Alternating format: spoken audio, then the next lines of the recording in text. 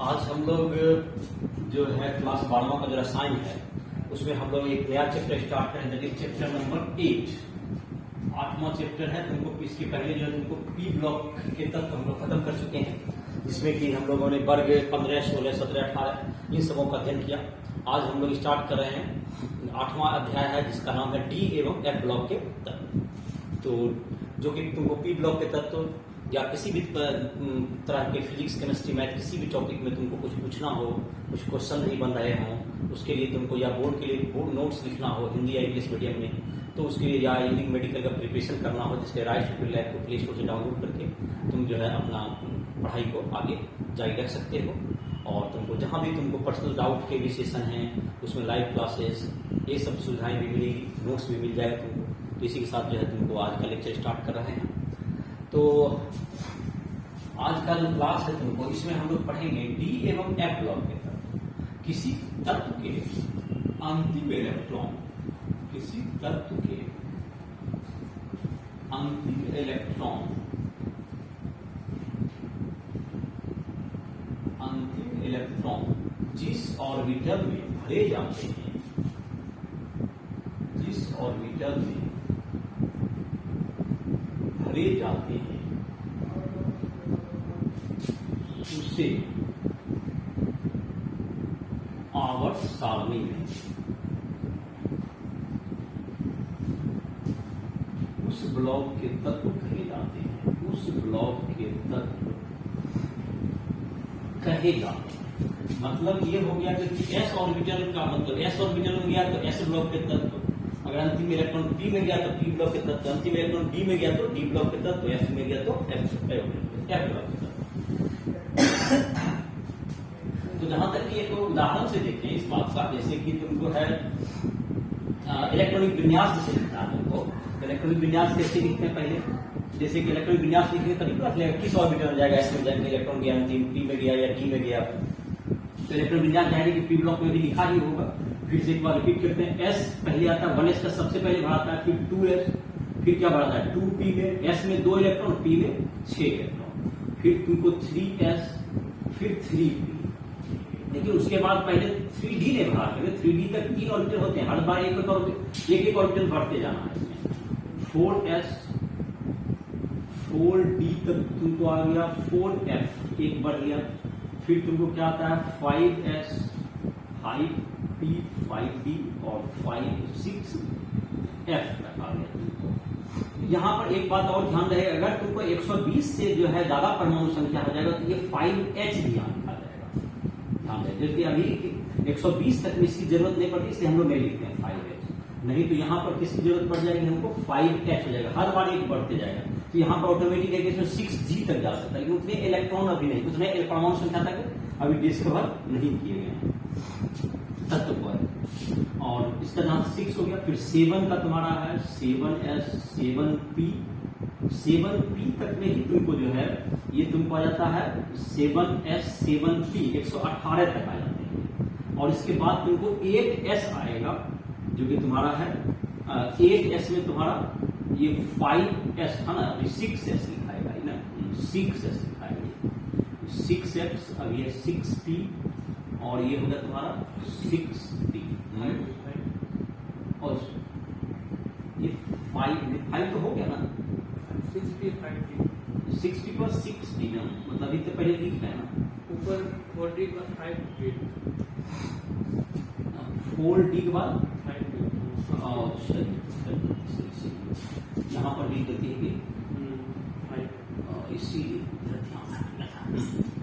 चलो यहाँ पर हो गया तुम्हारा 6s, 6p और फिर यहाँ क्या हो जाएगा 6d हो जाएगा, और यहाँ पर 6f। इस समय इलेक्ट्रॉन तो भरने की जरूरत नहीं पड़ती है। 7s और फिर 7p, 7s हो गया और 7p तुमको यहाँ पर इलेक्ट्रॉन भरे जाएंगे। 7s यहाँ पर तुमको 6p में था, 6p यहाँ 7p। तो s में कितने इलेक्ट्रॉन भरे जाते हैं, 2 मैक्सिमम, s में 2, p में 6, s में मैक्सिमम 2 हो गए, p में अधिकतम 6, d में अधिकतम 10, f में अधिकतम 14। और अगर g f के बाद सॉरी f के बाद h नहीं, g कर जाएगा ना, f के बाद पहले g आता है तब h आएगा। तो जी में 18 भरे जाएंगे, 4 के गैप पे भरे जाएंगे। तो इस तरह से तुम्हारा क्या होगा, 6 में एस जाएगा। और इलेक्ट्रॉन को कैसे भरना, पहले तिरछा करके भरते, याद होगा तुमको। इस ढंग से पहले 1s में भराएगा, फिर 2s में, फिर ऊपर चले जाएंगे, इससे भराएगा तब फिर इसमें तिरछा, फिर इसमें भराएगा, पहले किसमें भराएगा, इसमें भराएगा, इसलिए तो तिरछा काटते जाइएगा 3p और उसके बाद फिर 4s। अगर तुमको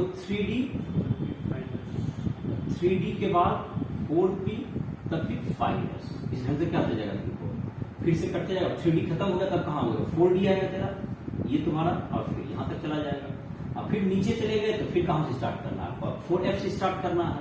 ये तुमको आएगा 6, ये d आएगा, फिर p आएगा, फिर इसका s आ जाएगा। फिर इसी ढंग से यहाँ भी स्टार्ट होगा तुमको। तो ये हमेशा क्या करना है, और ये इसका जैसे अभी तुमको है तो हमेशा यहाँ से स्टार्ट होगा, यहाँ से स्टार्ट होगा, फिर इसको तिरछा काटते जाइए, फिर आपका क्या है एक मतलब लास्ट ऊपर से स्टार्ट करके। तो इलेक्ट्रॉनिक विन्यास का उसका आगे का देखेंगे, इसमें इलेक्ट्रॉनिक विन्यास को लिख सकते हैं, सबका काटते जाओगे नीचे से, पहले नीचे आ गए फिर ऊपर से स्टार्ट होगा। तो सबसे पहले कौन आया, पहले आता है 1s, उसके आधार पर फिर तुमको 2s, फिर 2p में भरता है, फिर भराता है 3s, फिर 3p, फिर तुम्हारा 4s, देखो नीचे आ गए 4s पे आ गया, तो फिर अब 3d ऊपर चले जाएंगे, 3d के बाद फिर क्या जाएगा 4p, अब क्या जाएगा फिर 5s, नीचे आया 5s के बाद फिर क्या चला जाएगा, s आ गया, तो अब चले जाएंगे हम लोग 4d में चले जाएंगे, 4d के बाद फिर 5p, 5p के बाद 6s। अब 6s के बाद किसका नंबर आ जाएगा, ये 4f का नंबर आएगा पहले, और कुछ एक एक्सेप्शन अलग है, 4f आ गया, अब किसका नंबर आ जाएगा, अब आएगा 5d का नंबर आएगा, उसके बाद आ जाएगा फिर 6p का नंबर आएगा, 5d के बाद 6p आएगा, 6p के बाद किसका आ जाएगा, ये 7s आ जाएगा, 7s के बाद तुम्हारा किसका नंबर आ जाएगा, ये 5f का नंबर आएगा, 5f के बाद 6d, फिर आ जाएगा 7p के बाद 8s। ये तुमको कहां तक हो गया, 8s में बोले थे कहां तक आ जाएगा, 120 तक आ गया, ये 120 तक एटॉमिक नंबर, इससे ज्यादा जरूरत नहीं पड़ेगी। ये तुमको इसका क्रम है लिखने का। और अब जो है तुमको इसमें लिखते चले जाओगे इलेक्ट्रॉनिक में जिसका भी होगा, जैसे कि देखो अब हम लिखते हैं एक डी ब्लॉक के तत्व का, एक देखते हैं Fe26, इसका इलेक्ट्रॉनिक विन्यास कैसे होगा। अच्छा जैसे इसमें लिखते चले 1s में 2, 1s2, 2s2, 2p6, 3s2, 3p6, इसको गिनते चले जाएंगे, 2 + 2 4, 4 + 6 10, 10 + 2 12, 12 + 6 18 तक हो गया। देर आफ्टर अब 4s में लिखा है, 18 + 2 कितना हो गया 20, और 3d में अब 26 तो 10 तक में जाकर 6। तो ये तुम्हारा हो गया Fe का। तो ये जो Fe के जो लास्ट इलेक्ट्रॉन, Fe के अंतिम इलेक्ट्रॉन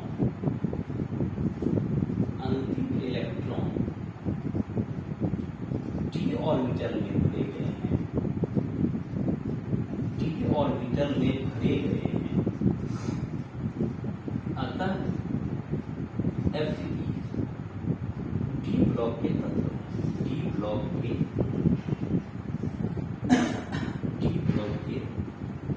तत्व है। Fe तुमको डी ब्लॉक का तत्व है, Fe तुमको डी ब्लॉक का तत्व हो गया, क्योंकि अंतिम इलेक्ट्रॉन डी ऑर्बिटल में क्या किया गया है, भरा गया है, तो ये डी ब्लॉक का तत्व होगा। अब अंतिमा जहां तक है इसमें डी ब्लॉक का तत्व होगा, और इसमें जहां तक कि इसकी वर्ग संख्या होती है, जिसको ग्रुप नंबर भी कहते हैं।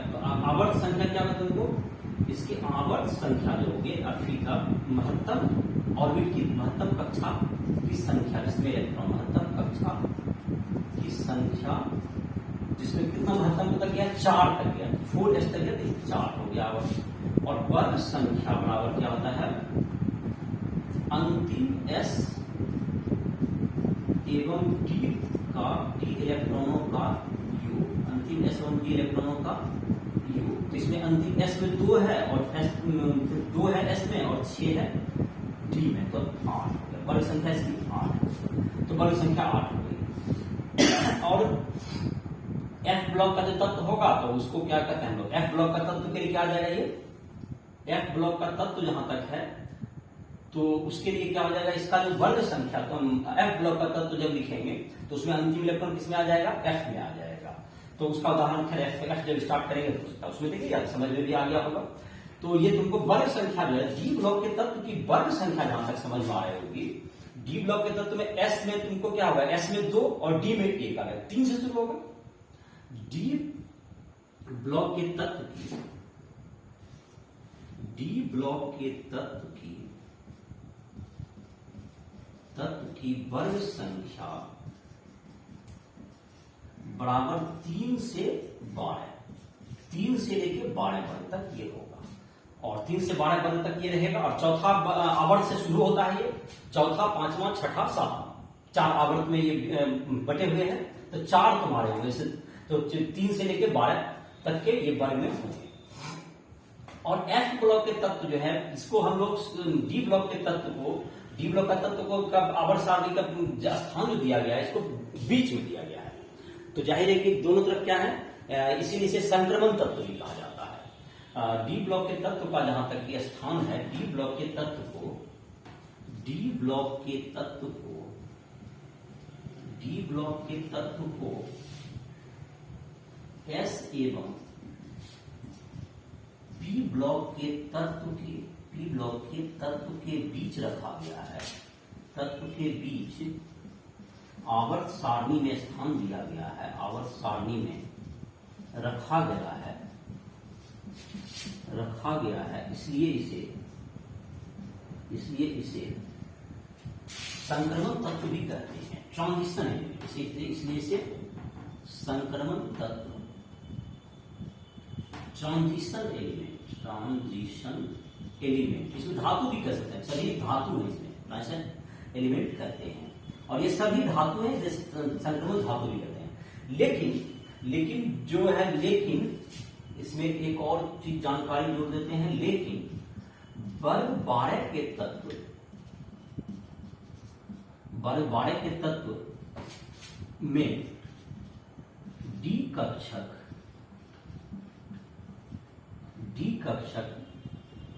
ग्राउंड स्टेट, मतलब क्या कहा जाए, ग्राउंड स्टेट एवं एक्साइटेशन स्टेट, ग्राउंड स्टेट मतलब कि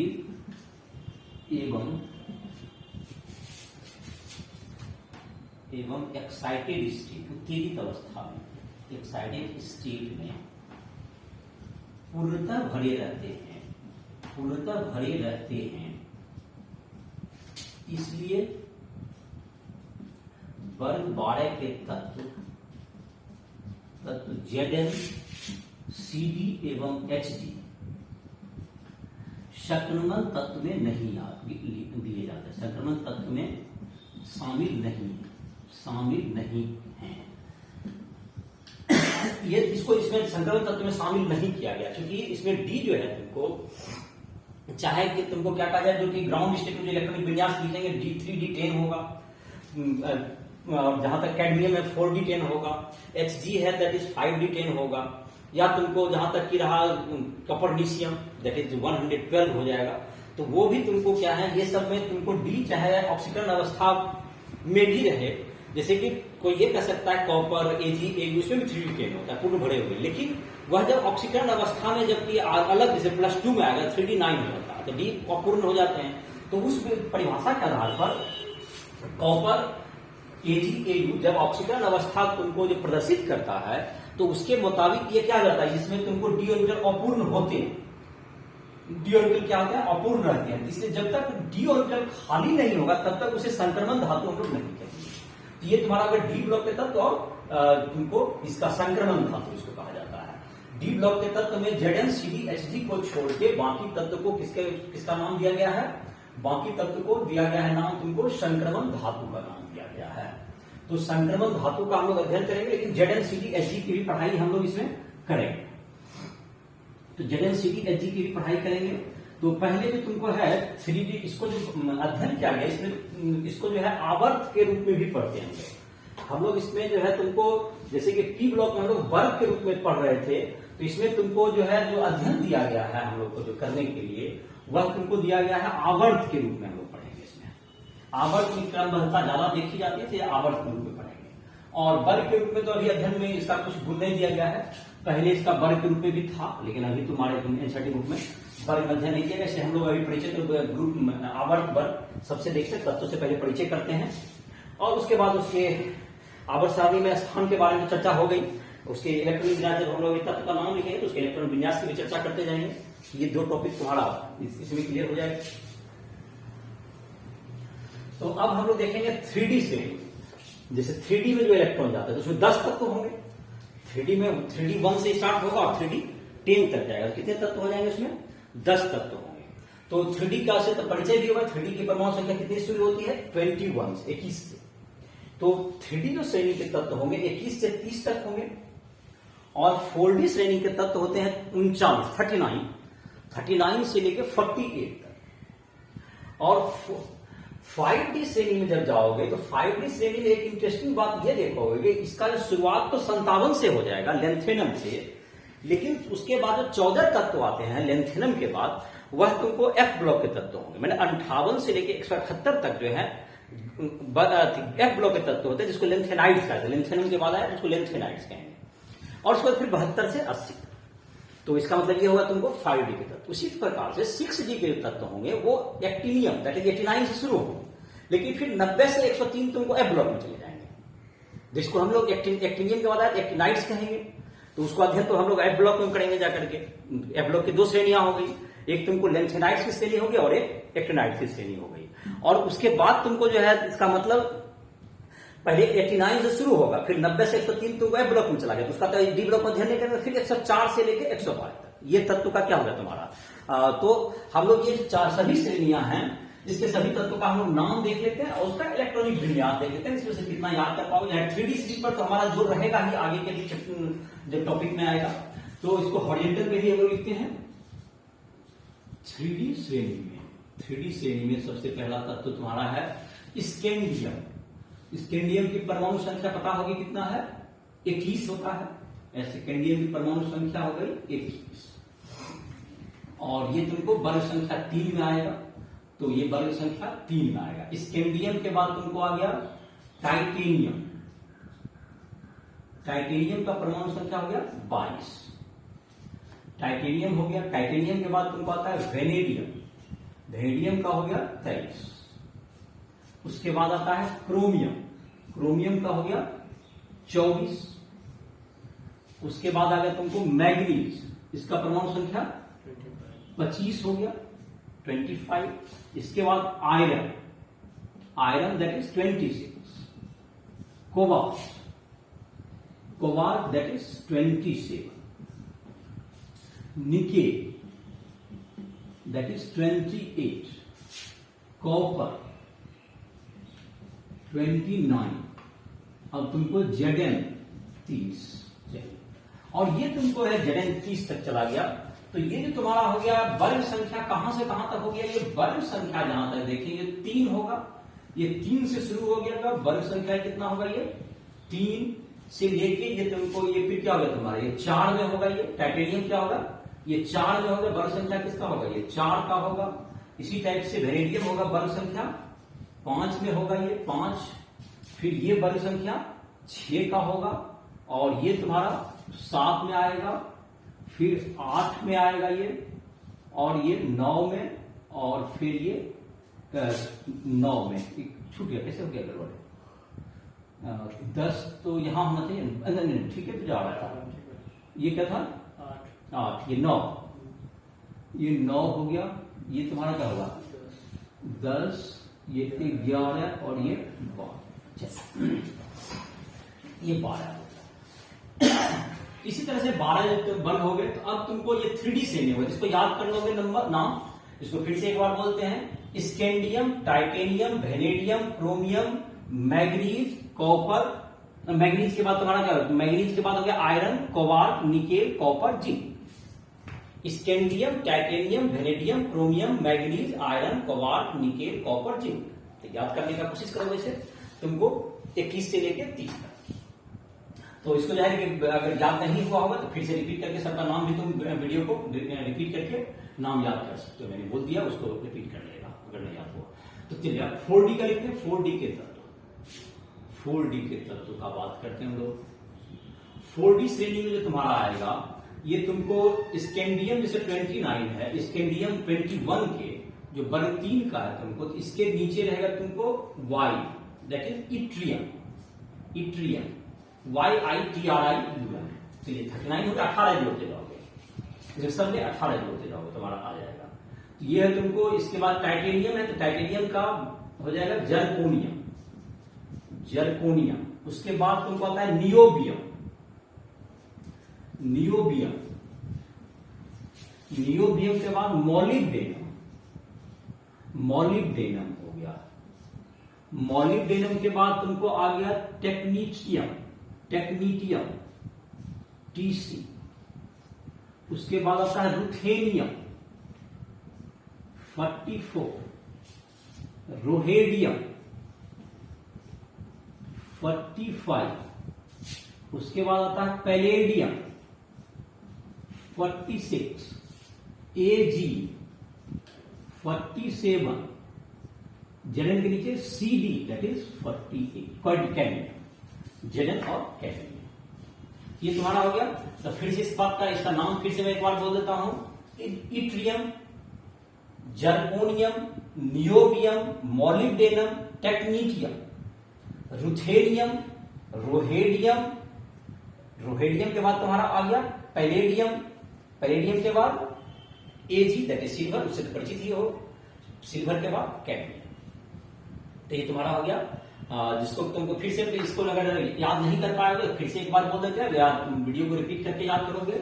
इट्रियम, दूसरा हो गया तुमको zirconium, niobium, molybdenum, technetium, ruthenium, rhodium, palladium.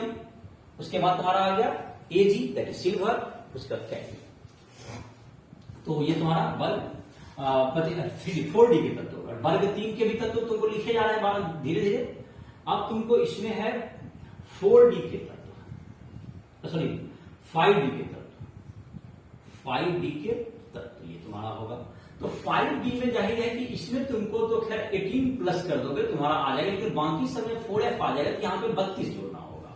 तो इसमें तुमको जो कि लेंथेनम आएगा, इसमें तो इसका तो 57 हो गया, लेकिन यहाँ 58 to 71 कहां चला जाएगा, ये अंतर संक्रमण तत्व, इनर ट्राइड ब्लॉक में। लेंथेनम के बाद आएगा लेंथेनाइड, लेंथेनम के बाद आएगा इसका नाम हो जाएगा लेंथेनाइड, जो कि 58 से 71 होगा।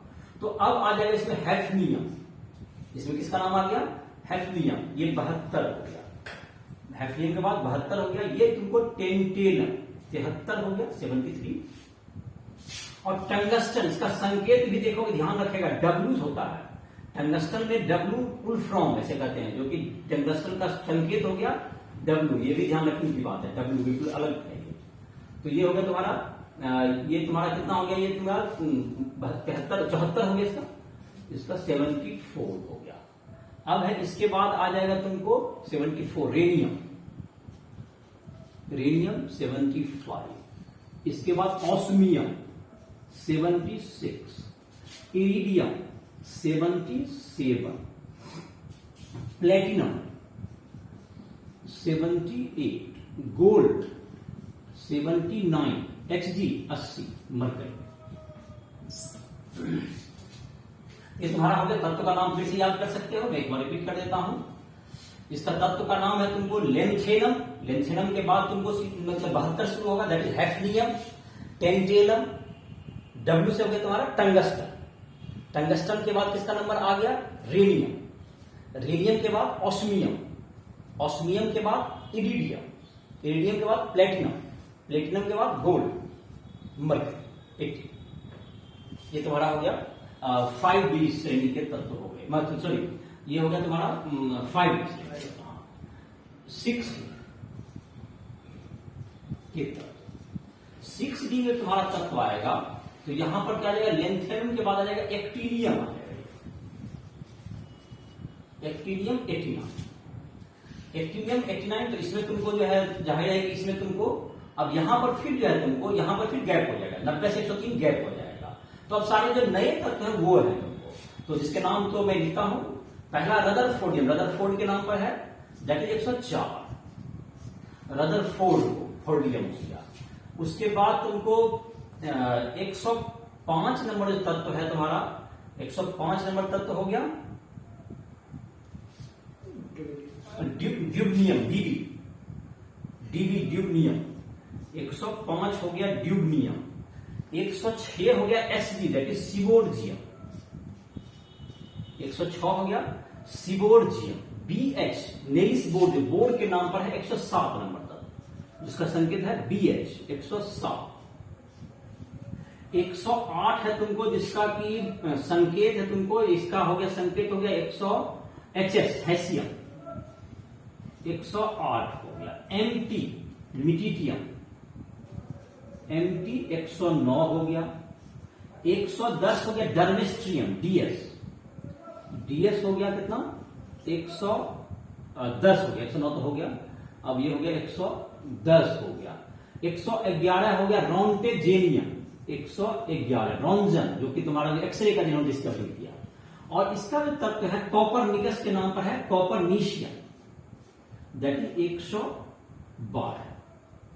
112 तो ये तुम्हारा जो तत्व था तुमको, इसका हो गया तुमको, फिर से एक बार नाम दे देते हैं। एक्टिनियम का तुम्हारा के बाद जो तुमको एक्टिनाइड्स तुमको होंगे 90 से 103 एक्टिनाइड्स होंगे, जो कि आगे होगा। 104 है तुम्हारा रदरफोर्डियम। 105 हो गया ड्यूनियम। 106 हो गया तुमको सिबोर्जियम। 107 हो गया नेरिस बोर्ड के नाम पर बोरियम। 108 हो गया तुमको हैसियम। 109 मिटिटियम। 110 तुम्हारा जो है दैट इज डर्मेस्ट्रियम। 111 हो गया रोंजेनियम, एक्सरे का खोज किया रोंजन। रोंजन का जो स्पेलिंग है ROGNTEN, रोंजेन करके, अगर इसी के नाम में IUM जोड़ देना है, रोंटेजेनियम।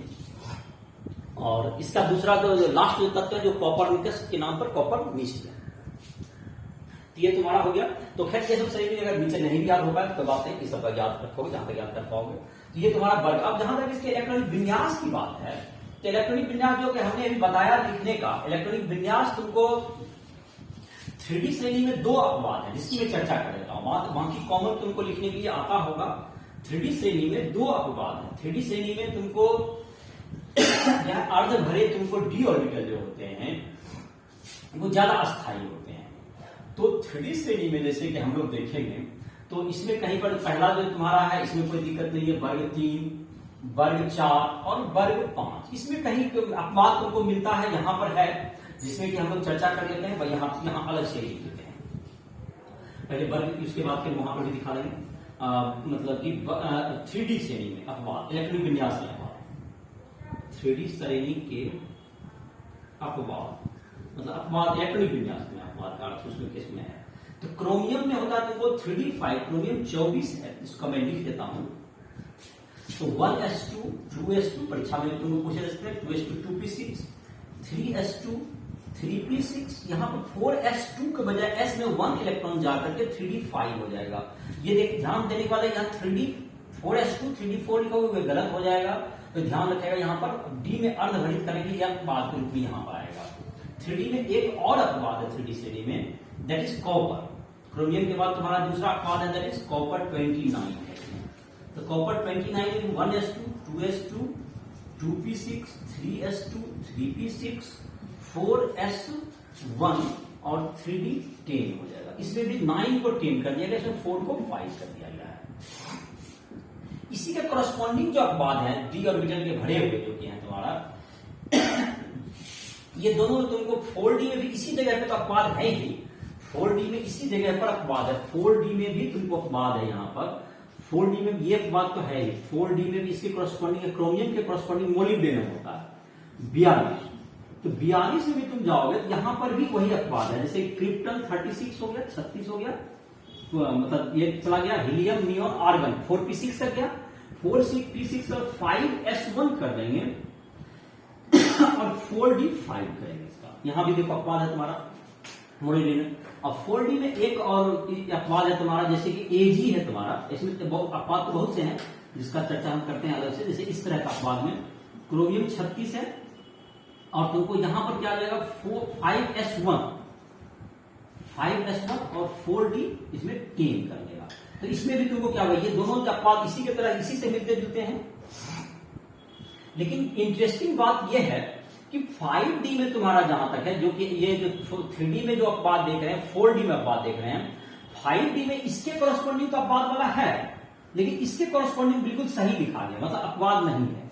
मतलब ये हुआ जैसे कि देखो इसमें तुमने 24 में 18 जो है तो 42 में अपवाद आया, अब इसमें 42 से 32 जोड़ेंगे, 74 में अपवाद आना चाहिए, लेकिन उसमें नहीं है। 74 में बिल्कुल मतलब पैटर्न पर जो होता है अपवाद का सिद्धांत उसी में लिखा हुआ है। इसमें उसमें 3D उसमें जो 5D4 वो उसमें लिखा हुआ है और वो उसे 5D5 नहीं किया गया है, लेकिन 5D9 को 5D10 जरूर कर दिया गया है। दैट इज एयू जो होगा 5D श्रेणी का एयू अपवाद में आएगा। तो 5D श्रेणी में इसके करस्पॉन्डिंग जो अपवाद है एक ही है तुमको। 5D श्रेणी में एयू ही अपवाद में आता है, एयू अपवाद में आएगा, लेकिन टंगस्टन अपवाद में नहीं आएगा। एयू का इलेक्ट्रॉनिक विन्यास कितना होगा 79 है इसकी परमाणु संख्या। इसको जेनॉन 54 से लिख देते हैं। जेनॉन 54 के बाद तुम्हारा क्या होगा, इसमें 4F14 लिख दीजिए, पहले 4F14 लिख दीजिए और उसके बाद 6S1 होगा और 5D10 करेंगे। लेकिन क्या बोलते हैं यहाँ सब में दो में लिख रहे थे, लेकिन इसमें क्या बोल रहे हैं, इसमें तुमको इसमें किसमें अपवाद नहीं लिखना है, इसमें टंगस्टन में अपवाद नहीं लिखना है। टंगस्टन जो है तुमको 74, इसमें तुमको क्या लिखना है, जेनॉन 54, उसके बाद 4F14 भी लिखना है, इसमें तुमको 6S2 लिखना है, ये सही है, और तुमको 5D4 ही लिखना है, ये सही रहेगा। 5D4 ध्यान रखने की बात है, अधिकांश D4 को D5 कर दिया करते थे, तो ये एक्सेप्शन नहीं है, ये अपवाद नहीं है, ये अपवाद नहीं है तुम्हारा, ये अपवाद नहीं है, ये भी एक नोट करने की बात है। और 6D में भी इसके करस्पॉन्डिंग जो तुम्हारा है, 6D में भी तुमको इसके करस्पॉन्डिंग अपवाद नहीं जाता है, सिर्फ अपवाद इसी के करस्पॉन्डिंग है। मतलब 5D और 6D में भी यही पैटर्न ऑब्जर्व किया है। 6D में भी तुम्हारा तत्व है, 6D में भी तो अगर देखेंगे रोंजोजेनियम 111, ये तुम्हारा तत्व बाद में आएगा, Rn86,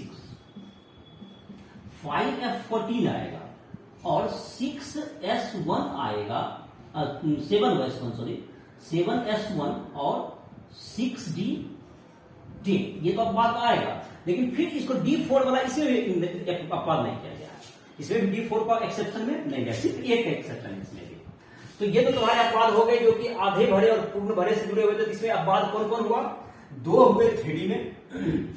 इस तरह के अपवाद में और भी अपवाद मतलब और भी अलग तरह के हैं, जिसकी चर्चा अलग अलग जगह पे की जाएगी। लेकिन एक जो कि अर्धभरित डी ऑर्बिटल के आधार पर जो अपवाद है, उसमें अर्धभरित या पूर्ण भरित हैं। तो 3D में 2 है, क्रोमियम और कॉपर, ध्यान रखोगे। 4D श्रेणी में तुम्हारा क्या था, 2 हैं, दैट इज मोलिब्डेनम और एजी, दोनों जो कि होने चाहिए दोनों अपवाद में हैं।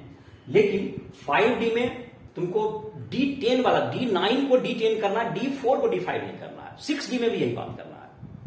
5D और 6D में D4 वाला को अर्धभरित नहीं करना है और D9 को D10 जरूर कर देना है।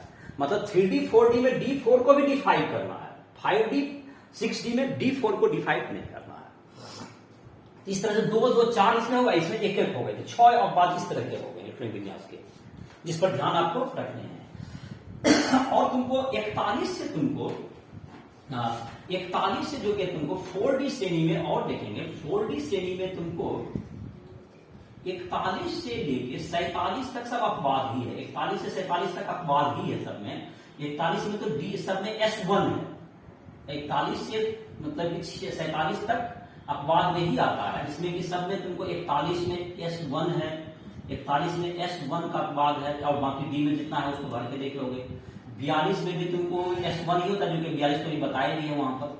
43 में भी क्या है, S1 का अपवाद है, S में 1 है।